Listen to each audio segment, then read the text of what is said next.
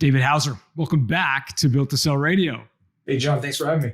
Hey, man, I got to tell you a funny story. So I know you went to Babson, and my kid was thinking about entrepreneurship as a career. And I'm like, I just interviewed this guy that went to Babson. And so I took him to Babson, and he's like, no friggin' way. I'm not going to school here.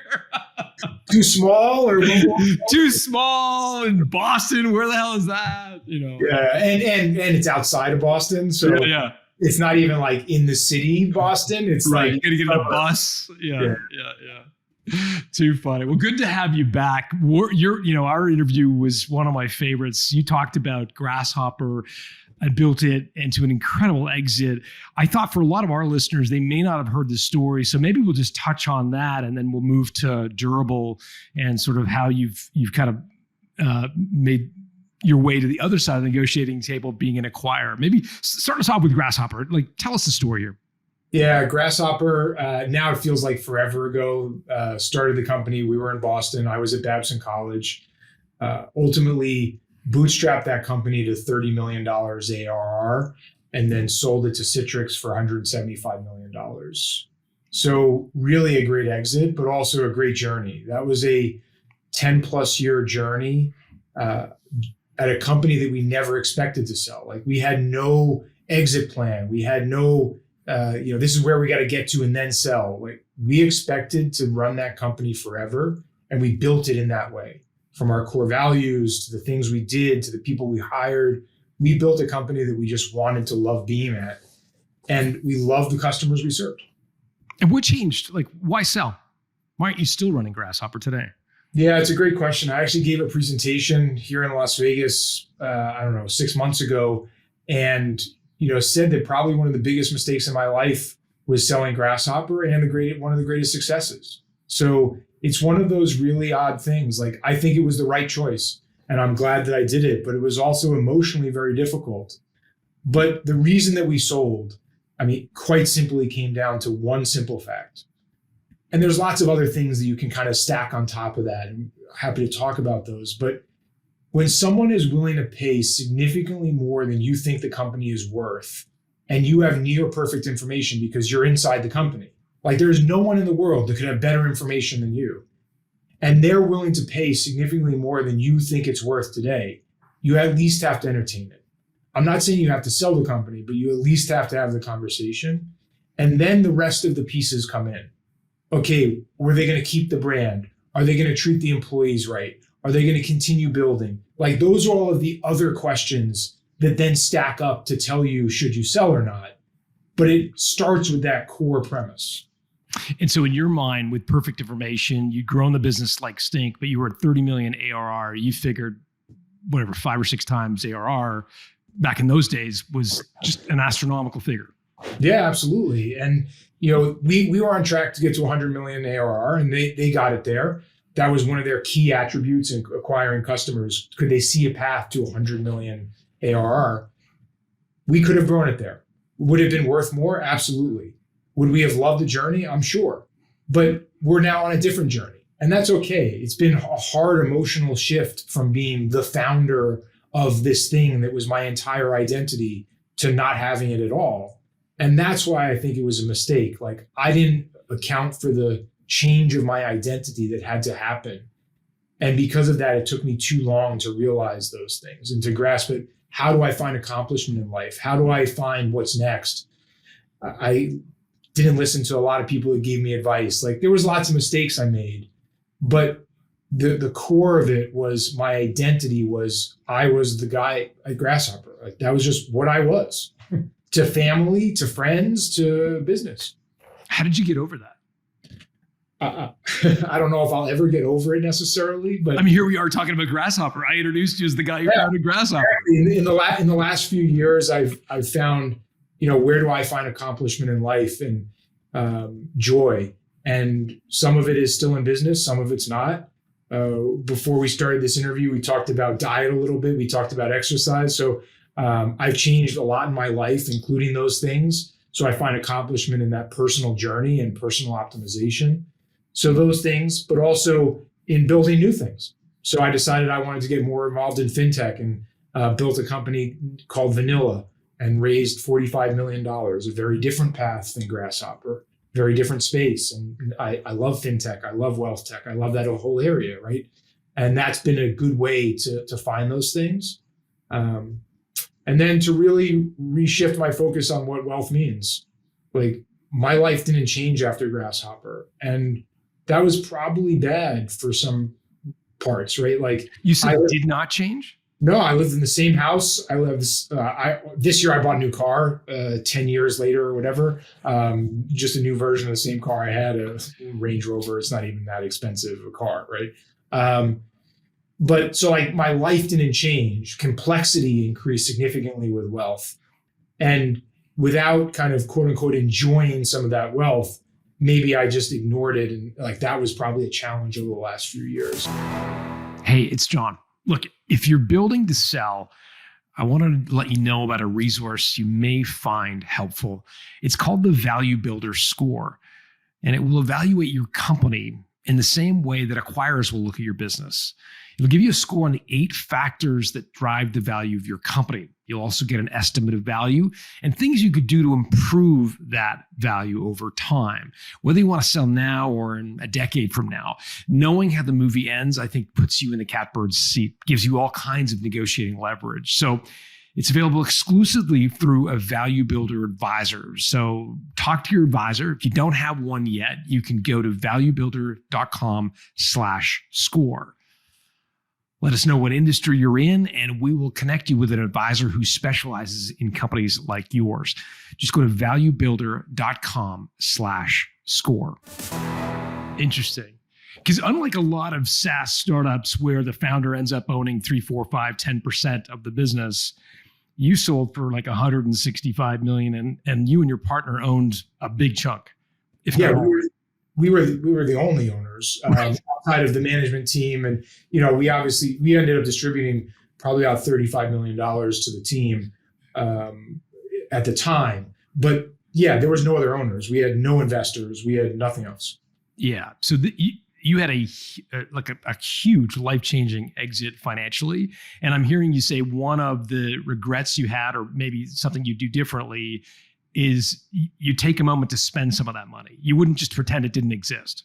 It's hard because like I am, my wife hates it. I am a very frugal person. I appreciate the value of things more than I'm cheap. That's what I like to say. She just says you're cheap, but I appreciate the value and I like getting value. So for me, it's hard to spend money like for without a return, but I spend it on things that I care about. So one of our family core values is experiences over things. We spent an unreal amount of money, at least comparatively speaking to a US family, not that much money, right? On vacations and trips and experiences with the kids and things like that. So I have no problem spending money there, but I drove the same vehicle for the last 14 years. It's perfectly fine. I don't drive that much. It has 75,000 miles on it, right? Like, so that to me is a hard place to spend. Maybe I should have, maybe I shouldn't, but I didn't let the money change me at all. So I am happy about that.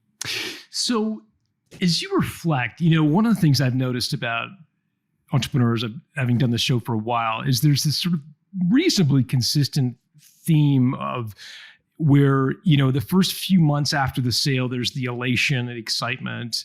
And then there's this sort of drop off where like you start to kind of question, okay, like how am I going to get that sense of enjoyment and sense of impact, sense of purpose again? And then there's this sort of, there's a, renaissance where people kind of come back out of it. I guess in your case, you've had quite a bit of time since that exit. As you look back, what do you wished you had known, or maybe what you wished you had done differently as it relates to the Grasshopper exit? You're talking to a group of entrepreneurs who are about to go through this life-changing exit for the first time. Yeah. What would you say to them? I think my biggest learning over those years was something someone said to me and I probably ignored at the time and had to learn for myself. So I'm sure there'll be a bunch of our listeners who ignore this and have to learn it on their own, which is fine. My mom bring a horse to water. Yeah, my mom has told me many times I'm stubborn and don't listen, so it's fine. But there's this concept, someone explained it to me, of rivers and reservoirs, right? And rivers are cash flowing businesses that are growing profitably and you could stay at forever. And let's just ignore kind of the VC side of stuff, because I think it fits in that same paradigm, but it's a little harder to explain, right? And then there's reservoirs. I've sold a company and I have tons of money, right? And what we fail to understand is everyone that is in rivers is looking over at reservoirs and saying, I want to be over there. However, everyone in reservoirs is looking over at everyone in rivers and saying, I want to be over there. And what actually ends up happening is you sell your company and you spend the next 10 years trying to buy a company like you had, right? Maybe it's a different industry, maybe it's a different space. There's all sorts of different reasons. But in essence, you are buying what you had before. If it's cash flow, accomplishment, all these things. So there's so many peers, and it's really hard to exist in both of these areas. And that's what no one tells you. Like, you can exist in reservoirs. It's very hard to shift back and forth mentally. But that's what we spend our time doing, because we're all looking over the wall at the other group saying, that's where I want to be. And that's what's really difficult after selling your company. Do you still do that today? Absolutely. But wait a minute. So I think a lot of people are listening going, okay, doing the back of the napkin math, you personally pulled out tens of millions of dollars, if not more, from Grasshopper. That's more than enough money to create a flow, a river of cash coming to you in the form of an annuity. You could even buy an annuity, like literally an annuity, that would basically just pay you a salary for the rest of your life and your kids and their kids. Why do you need, help me understand that? Because like I said, I think it's a combination of you're looking for accomplishment. There's other things besides it, but what you get from those river companies is not just capital, but part of it is capital, and it's different than annuity, right? Like an annuity you can buy, you can actually generate more capital. And I think most entrepreneurs are actually in the hunt, not for more dollars, but for the sense of accomplishment that comes from it. And I have this conversation with people all the time, because like I don't like spending money. So like, why do you care about making any money? Like, what does it matter? Right. If you're not going to spend it. What it matters is the world we live in today is measured in dollars.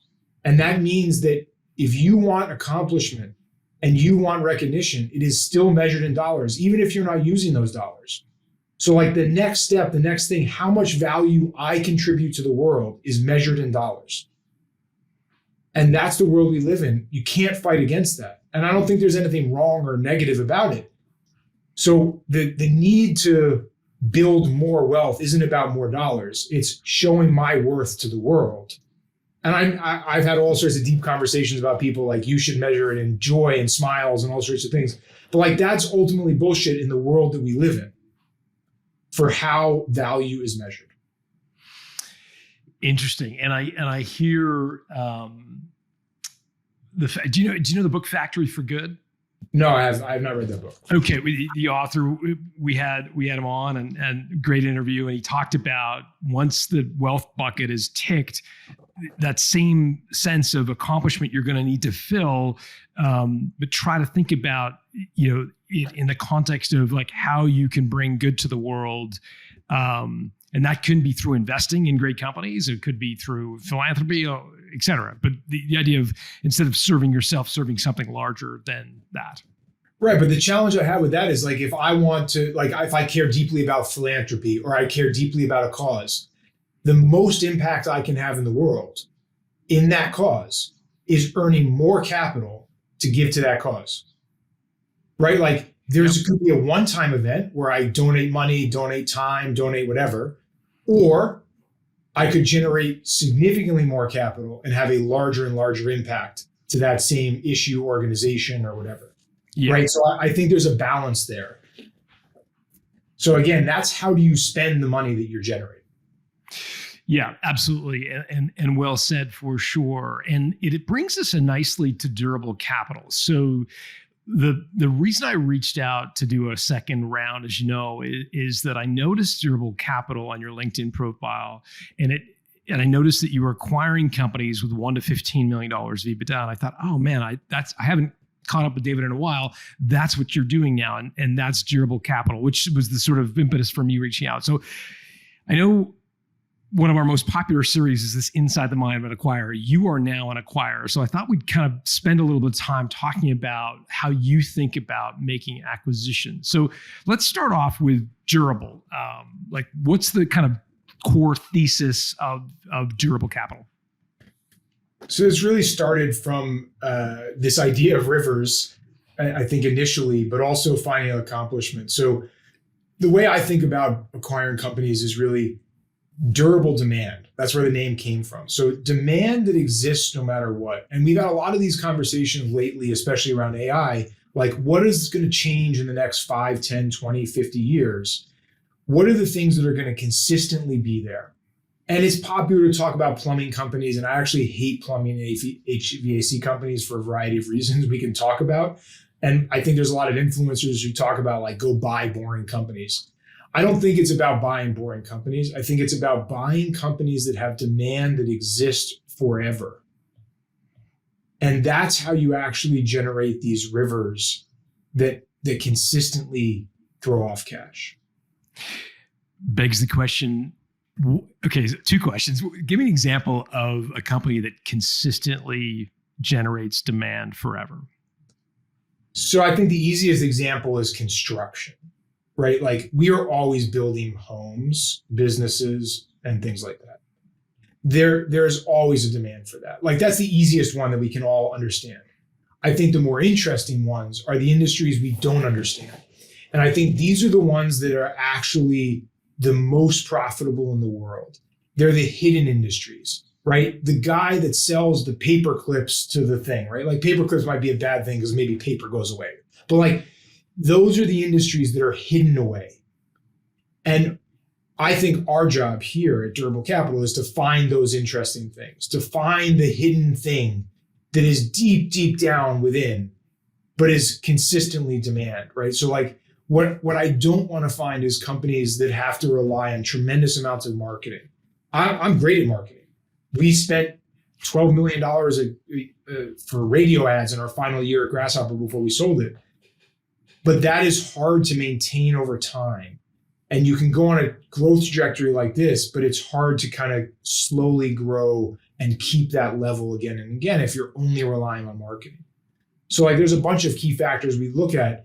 Is it a single sales guy or girl that's creating all demand? Not great, super high risk.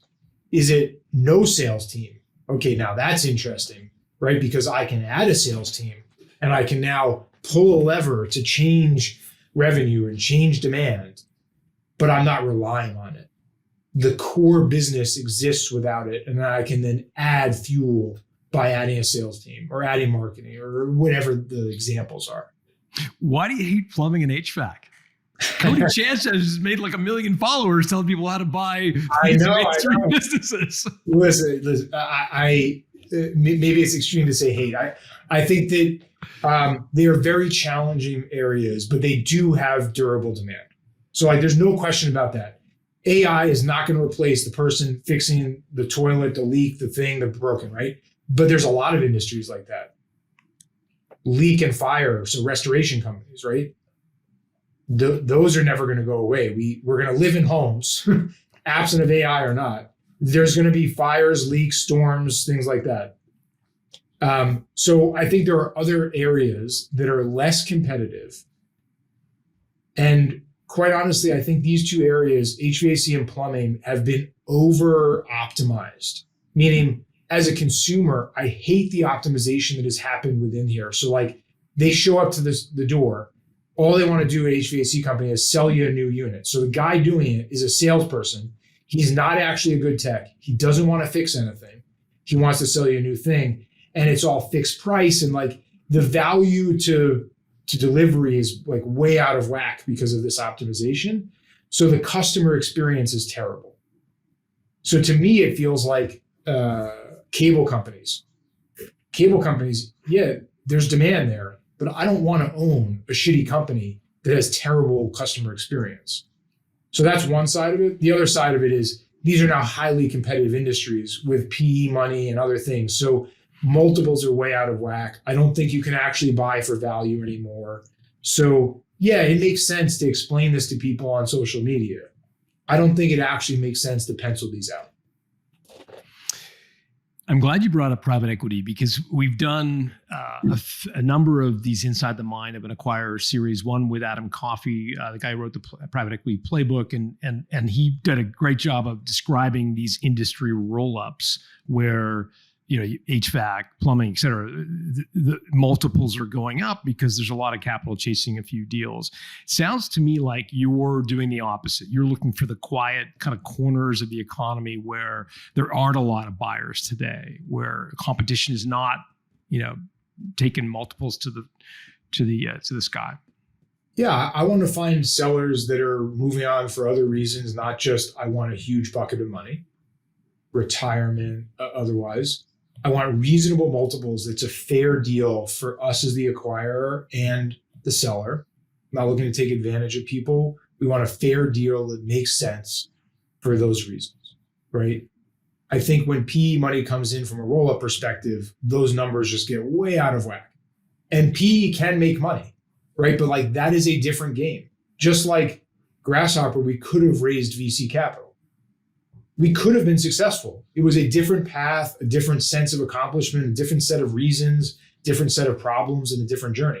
It's not the journey I wanted to be on. It doesn't mean that roll-ups don't work or PE can't make money. They do. You have to have tremendous amounts of capital. You have to move at a very quick speed. It's not about building a great company. It's about building top line and bottom line EBITDA. It's a different set of goals and things you're doing. And there will be a bunch of people that are successful at it. It's just not for me. You mentioned reasonable multiple. What's your definition of reasonable? How do you get there? What's the way you calculate value? So I think it depends on industry to some extent, but I think when you start to exceed 5x EBITDA, it's a hard sell. Now there's some structuring components. There's, you know, is there seller note or take back or things like that reduce risk?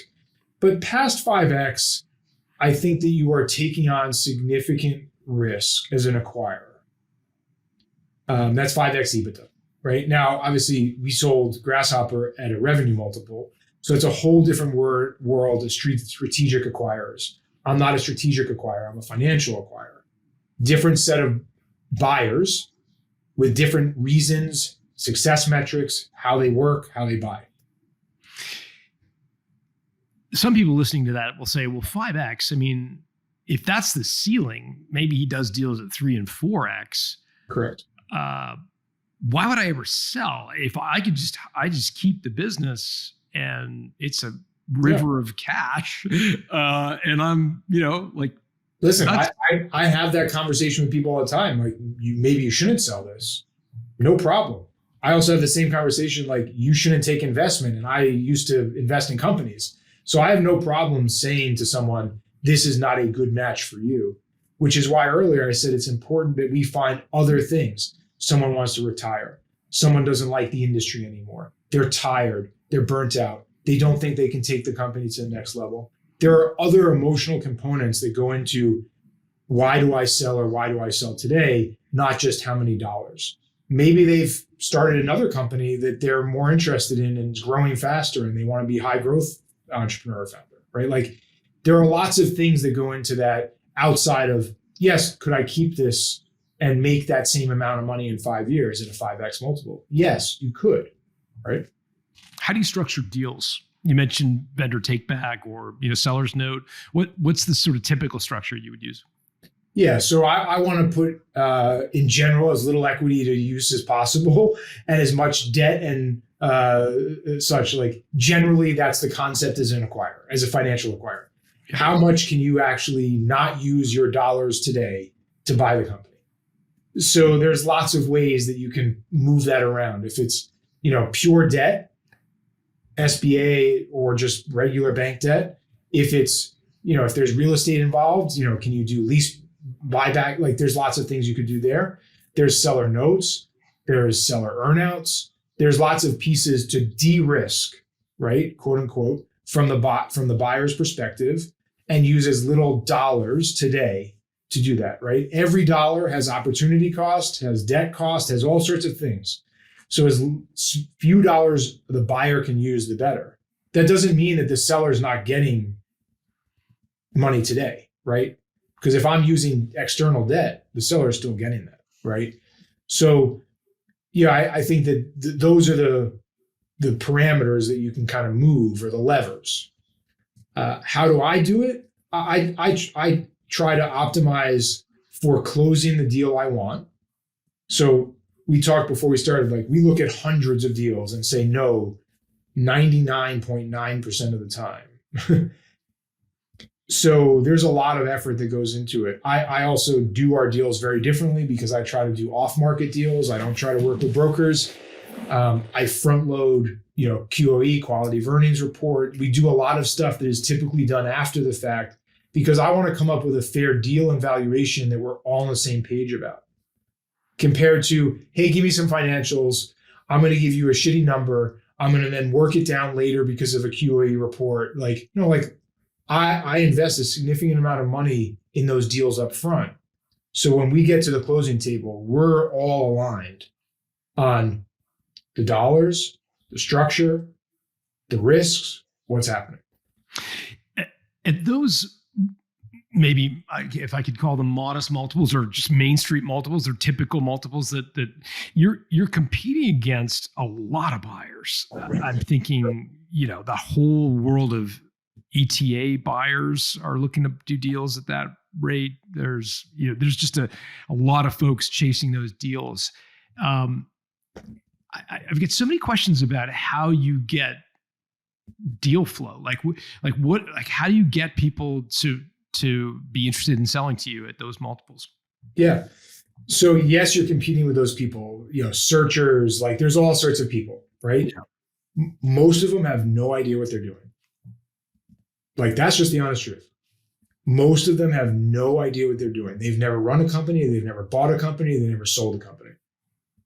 So right off the bat, I can get rid of 80% of those people with a real seller that actually is interested in what's the future of my company, what's the future of my employees, what are the things that matter besides just how many dollars can I put in my pocket today, right? And those are the type of people we work with. And they understand that if we say we're going to close, we're going to close. The vast majority of the other people out there don't have access to capital. Actually, they're hoping they find a deal, and that they're hoping they can find a bank to finance it. They're hoping to do this. They're hoping that they can figure out how to run a company. Okay, all sounds great, right?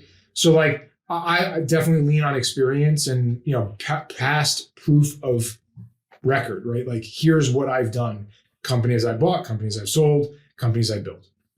And do you sort of give people a one-page tear sheet on you? Do you assume they're going to Google you and figure it out on their own? Do you kind of frame it for them? No, this is a direct conversation. This is we're having a conversation in person. People ask questions like, why should I sell to you? Well, I can give you a really simple answer. I'm not going to pay the most. I'm not a PE. I'm not strategic, but I can guarantee you that I will run this company in a way that you are proud of, and that will be successful. Will we make mistakes? 100%, no question about it. Will we recover from those mistakes? Absolutely. And when we will do right by the employees, by the brand, those are things we cared about when we sold Grasshopper, and I value deeply. We're not a PE who's going to come in and just acquire a bunch of EBITDA really quickly and destroy the brand, or things like that, right? So have a real conversation about it. And then I think the next step is when you start to get a little bit deeper, there's a set of sellers that are sophisticated and have clean books, and a set that aren't. Those are kind of the two buckets I find. And you have to have those clear conversations with them. And then you have conversations about what does it mean for someone to actually be able to close. And in deals that we're competitive with, a lot of times we back out and we say, hey, look, we're not the right buyer here. If you're running a competitive process and you want us to bid, we don't bid. That's not what we do. I'll tell you a fair price that will work for us and will work for you. If you want someone to outbid us, no problem. So you would actually walk away from a deal when you learn that there is kind of a competitive bidding process in place? Absolutely. Yeah. Interesting. It's exactly, the opposite of what we tell people to do, right? Create competitive tension, like from an entrepreneur's perspective. And when you were in the seat of Grasshopper, you would have been like, no, let's create competitive tension. But I didn't create a competitive process at Grasshopper. That's what's really interesting, right? So this is a different buyer. This was a strategic acquirer. We didn't run a process for a variety of reasons, but they came to us. The offer was tremendously high. We worked the offer up over time. We made sure they closed at that. But like, that's where we learned all of these other things. Like, what's actually, like, can this buyer actually close? Well, okay, Citrix has closed 55 other acquisitions. So right at the beginning, that puts them at the top of the stack, even if we were running a competitive process, right? Like, yeah, could you get someone else to bid? Sure. Are they a sophisticated buyer that has the ability and the desire to close? I don't know, right? There's a value in someone who's closed 55 deals compared to someone who's closed one, even in a strategic process, right? Because every conversation you have with that buyer and every day that goes by is an opportunity for the deal to fall through. So this is actually a really important point, because this is one thing that we learned through this process. We hired an investment bank after we already had a deal at a much lower price, with the pure reason to help us close the deal at the agreed price. We're not experts. They are. So like, let's build a team of experts that can help us close at the agreed price. And the most valuable thing they ever said to us was, every conversation and every day is a no-go or go conversation. If you don't understand that, this deal will fall apart. That means every conversation is you selling this deal closing. If it's the lawyers, if it's the board, if it doesn't matter, every conversation. And after we closed the deal with Grasshopper, we found out that 2 weeks later, the deal wouldn't have closed, because an activist investor sent a letter to Citrix saying, get rid of all of your SaaS. They stopped acquisitions 2 weeks after we were acquired. They then sold off $1 billion, including Grasshopper, of all of their SaaS out of Citrix. Right? So like, that's an uncontrollable variable that was just based on purely days and time that would have stopped the deal from closing. I love this point. I'm so glad you took the time to accentuate it, because it's so important. This idea, that every email needs to be thoughtfully crafted, and you've got to be making sure that any piece of communication, any piece of information that you send to the other side is very well thought out. People say, "Oh, just give him access to QuickBooks, and he can go have at it and look inside and figure out what's going on in my books." And that's, to your point, when things fall apart. Yeah, and look, I think access is fine. That's a due diligence question, but it's understanding that when someone asks a question, there's a reason they're asking it. Understand what the reason is. Make sure that you're always selling the upside, the potential, the other things. Like, this is a marketing conversation every time, and there's also times to negotiate and times not to negotiate.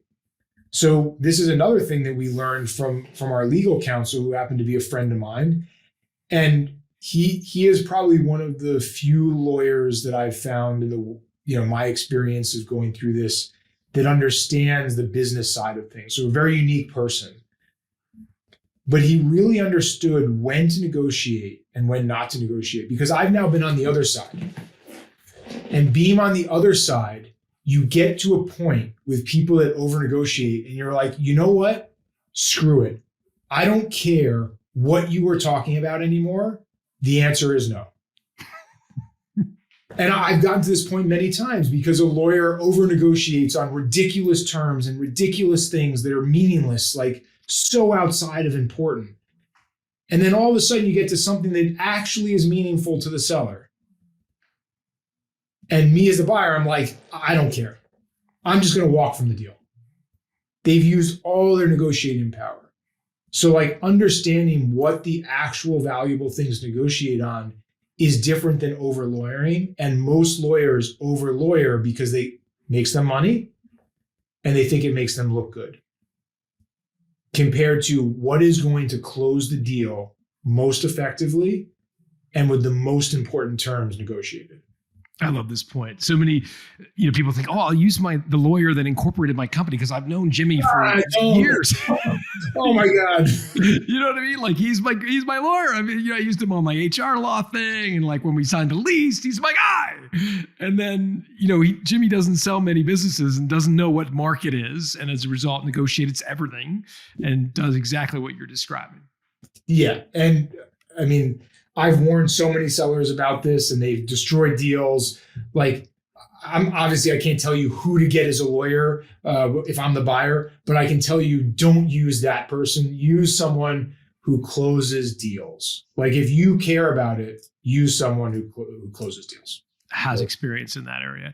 You mentioned, I think it was maybe off mic and then I think you kind of alluded to it again on mic, that sort of roughly 99% of the deals that you look at, you pass on.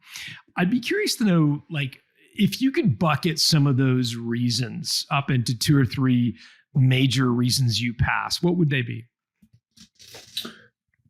That's a good question. So I think that, like, let's break that into when we pass, meaning, sure.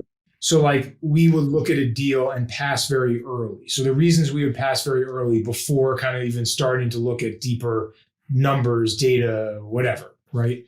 Would be can't get comfortable around the industry, the demand, the company itself, too many risks, legal compliance, whatever, like all high level things like that I could analyze as soon as I know the company name and enough to spend a few hours looking at it, right?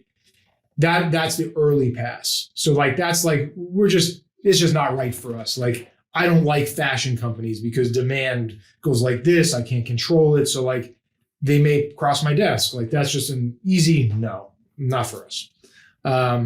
There's obviously some industries that we're not going to touch. Like I've seen some fantastic companies that sell ammunition. Okay, well, I don't want to be in the business of selling ammunition. I believe in guns. That's no problem. I own guns, but like, I don't want my business to be selling ammunition. That's just a personal choice, right? Passing later, I think, is the more interesting set of things. Sure. Which is, we've learned something in due diligence that concerns us. So the most generic ones are tax problems, unclean books. Now, this is a really interesting one because we see quote unquote unclean books quite often, but there's a variety of types. There's like, this is concerning because I don't believe them unclean. And then there's, I ran this as a founder and ran expenses through my books unclean. The latter of which I have no problem with. That can easily be figured out, defined. We can add back. We can figure out what the true numbers are, no problems, right? The first one is unfixable. If I don't believe the books or the expenses or the things or the stuff, like unfixable, that is an instant pass, right? Similarly, if it's a tax problem, like we're late filing our taxes, we had penalties, we had problems, like that points to other sets of things that are just too concerning, even in an asset acquisition, right? Like there's other stuff hidden that I don't know, right? Employee problems.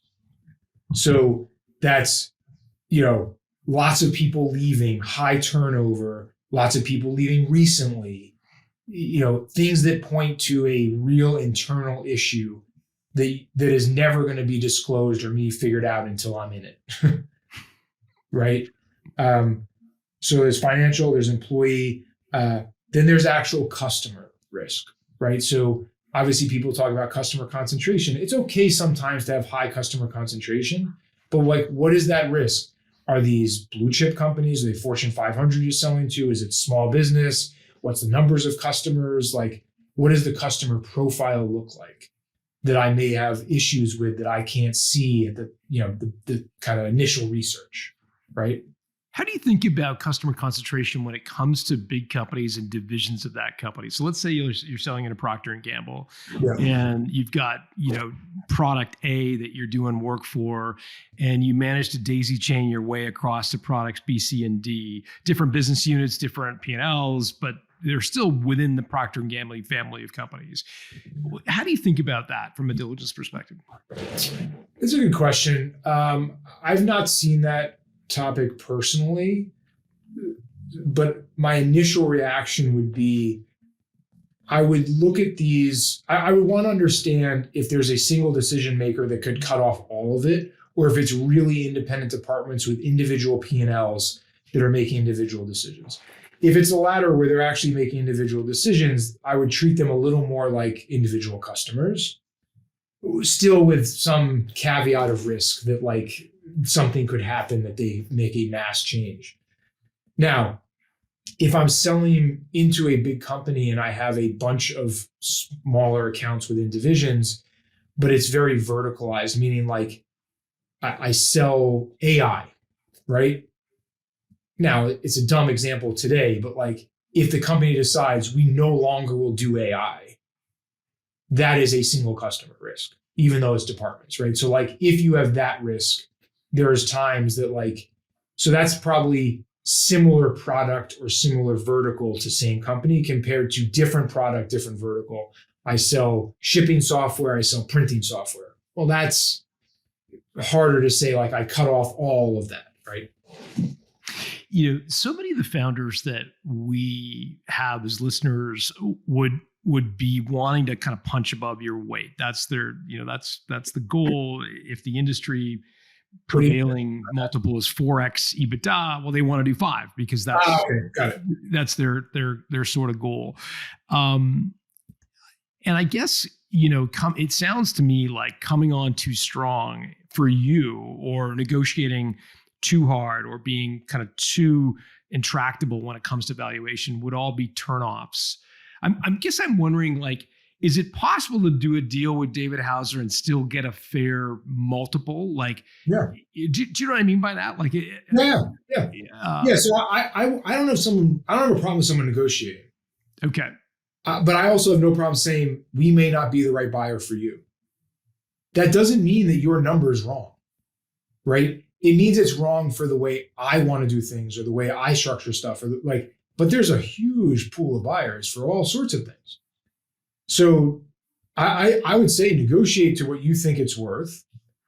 There's no problem negotiating strong and coming from a position of strength, and here's why the company's great. Absolutely. But it is important to understand that just means that the person sitting in front of you may just not be the wrong buyer. Have you ever passed on a company and later on look back and think, ooh, that was a pretty nice river. Maybe we should have hit that bid? Nothing comes to mind that we passed on that was like that. No, that's not fair to say. We've definitely passed on deals that I believe were great companies, but I had concerns from, accounting or other things that I couldn't get past. That doesn't mean they weren't a great company, and doesn't mean that they didn't go on to be successful. So like there are examples like that.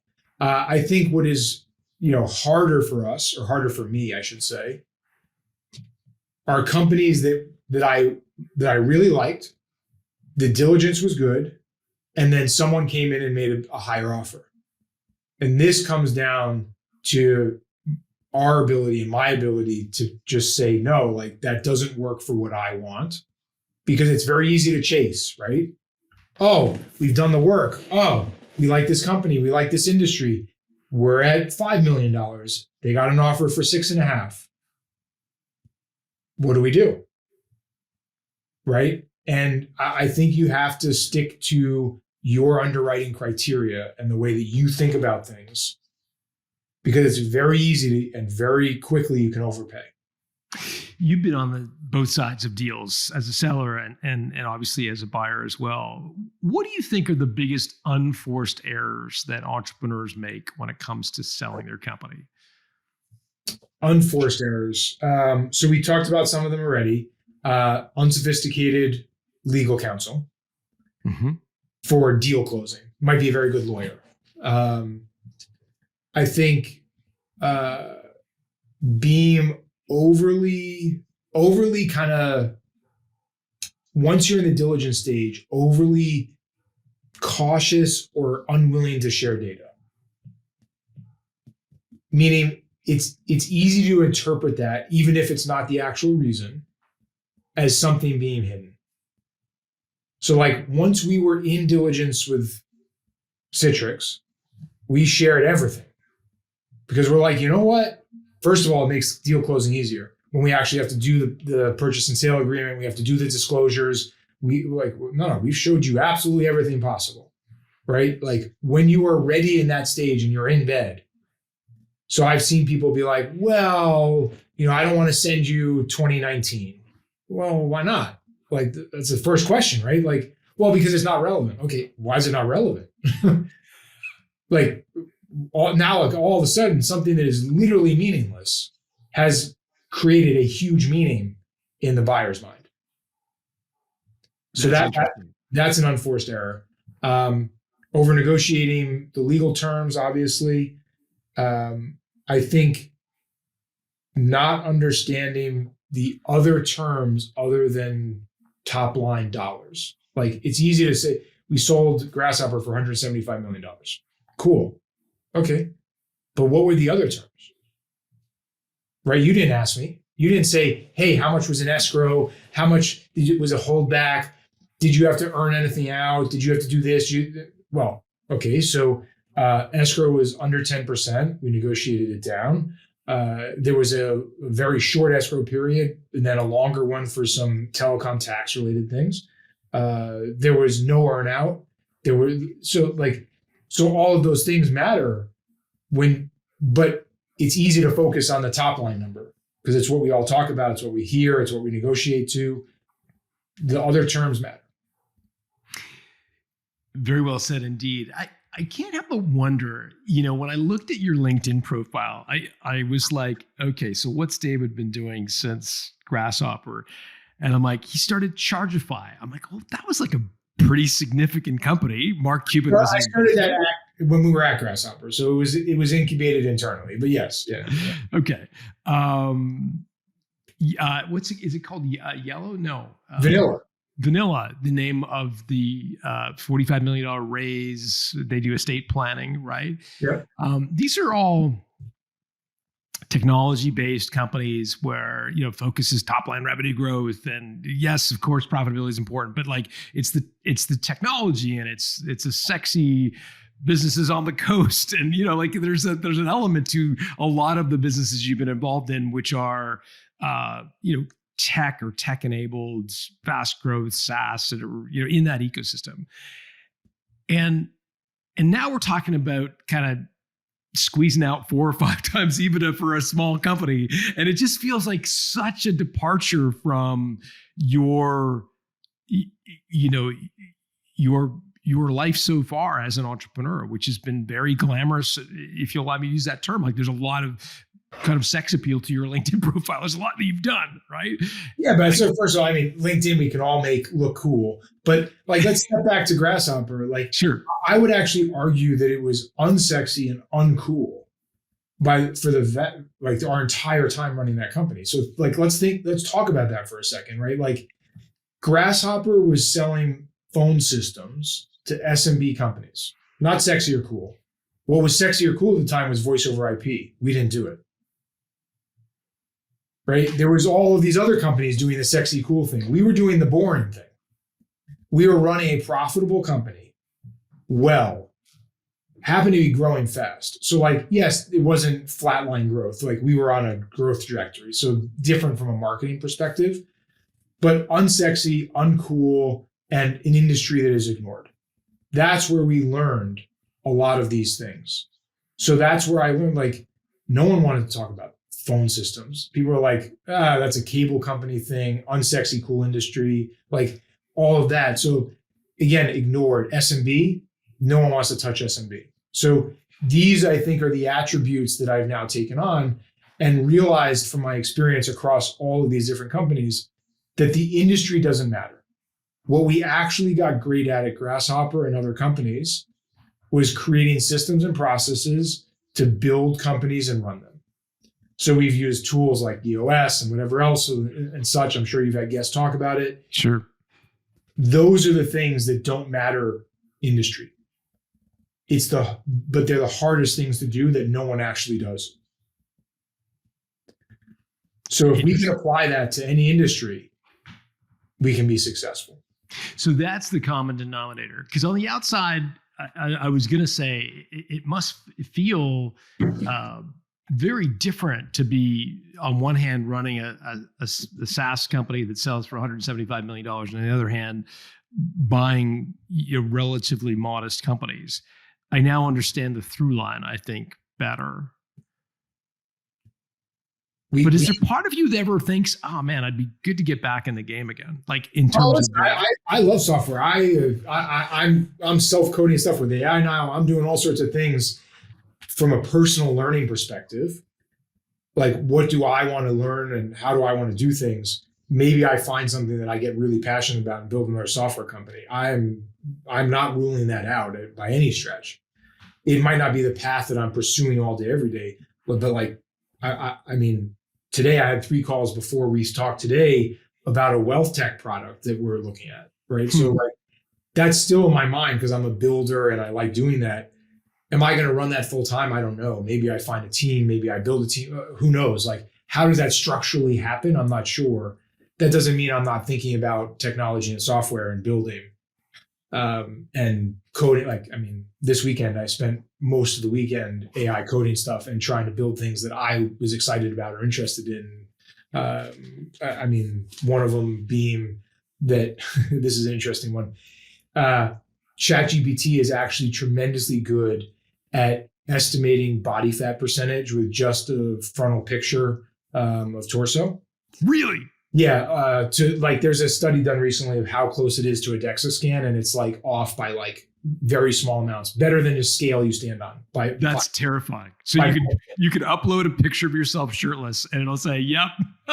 And it will estimate closest to a DEXA scan, which is the best data point available, within like 2 percentage points or something. So I was coding around that and messing with that because that intrigued me, right? Your wife catches you in your office with your shirt off. You're like, what are you doing? Just checking my body fat percentage, honey. Obvious, of course. Why not? What else would I be doing?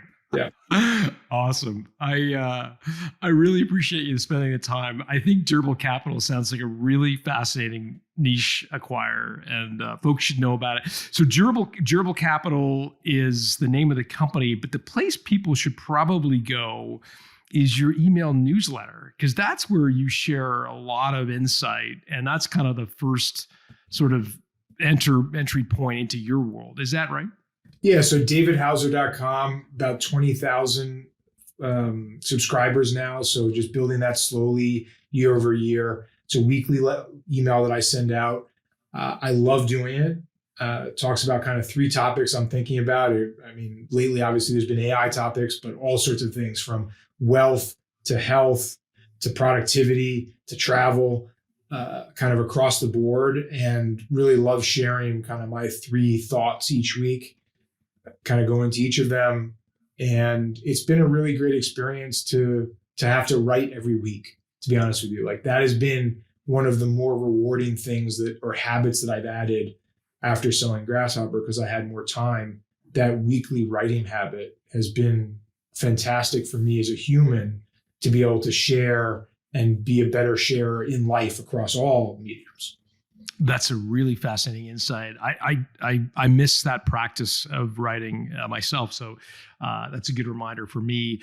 davidhauser.com is where people can sign up. And you'll add a new subscriber in me today, because I'm fascinated by your thoughts as well.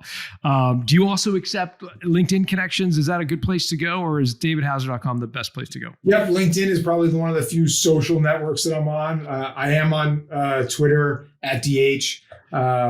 Similar content to LinkedIn, very business focused. We've been building that out over the last year, but LinkedIn, absolutely. I definitely accept LinkedIn requests and try to help people out as much as possible. It's sometimes difficult to hop on phone calls all the time. So I try to exchange emails and, try to be as helpful as I can in that process. So if you send me a LinkedIn request saying, let's get on a call, that'll probably be less likely than let's talk or text or email, and I'll be helpful. Well, you've been super helpful to our listeners today, David. Thank you for doing this. Thanks for having me, John.